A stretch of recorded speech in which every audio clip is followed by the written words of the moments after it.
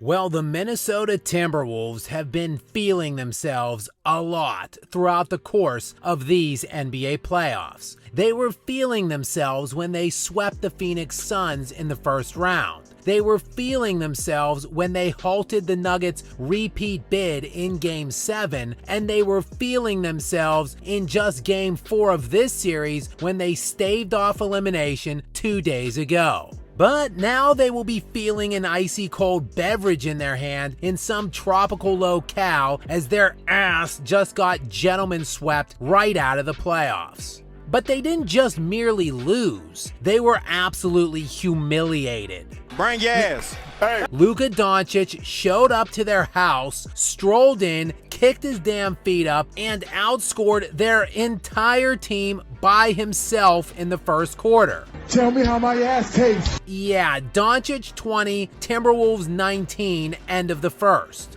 While it was Kyrie's turn to spank the whimpering Wolves all over the court in the second quarter. And when the smoke cleared and the dust settled, the Dallas dynamic duo combined were outscoring the entire Minnesota roster at half en route to a 69-40 lead into the locker room. It's gonna be fun, man. You know, my matchup gonna be Kyrie, so that's gonna be fun. We're gonna see what I can do versus him. And at that point, the Target Center staff should have started handing out paper bags for the sellout crowd to watch the second half with them over their faces. This was an absolute tour de force by the pairing of Doncic and Irving, as it has been mostly the entire series except for Game 4. Last night, they combined for 72 points on 28 of 49 from the field and 10 of 20 from the three-point line. Is that any good? Simple equation to absolutely curb stomp a superior team 4-1 in a series. Have the two best players on your team.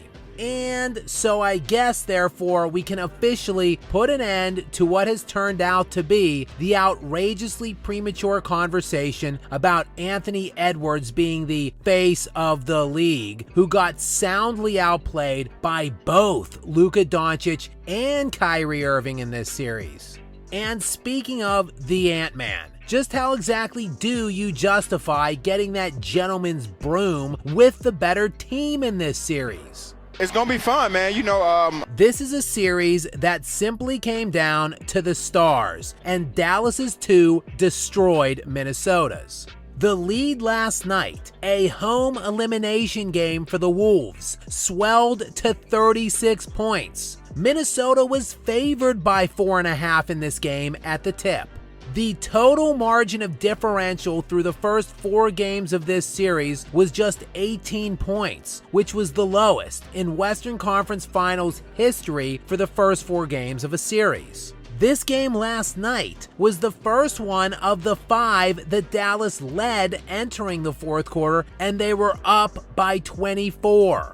This was a full-scale no-show across the board by the entire Timberwolves roster, but it will of course be a major commentary about their best player. But hey, look, these things will happen, and Edwards is only 22 years old. But chances are, if you're doing suck-it gestures and mouthing off to the crowd when you're winning and closing out series, you should probably shake hands in defeat instead of classlessly shuffling off to the locker room when you lose. It's a complete crap. Oh well, chalk it up to youthful indiscretion and a learning situation, I suppose. And as for the real best player in this series, there will be plenty of time over the next week to unpack the ridiculousness of what Luka Doncic, who was named the Western Conference Finals MVP, is attempting to accomplish at just the age of 25, becoming the latest plumber to unleash a string of dominance on this alleged super athlete era. He is exposing a lot of fraudulent media personalities on the way throughout his latest tour of the Western Conference playoffs, as is his running mate Kyrie Irving. But again, there will be plenty of time to count their receipts over the next week. But for now, could we please just put some damn respect on President of Basketball Operations and General Manager Nico Harrison's name? He has been masterful, pulling all of the right strings, from the draft day deal that brought in Derek Lively to the trade deadline acquisitions of Gafford and Washington that transformed their defense, and of course, bringing in Kyrie Irving.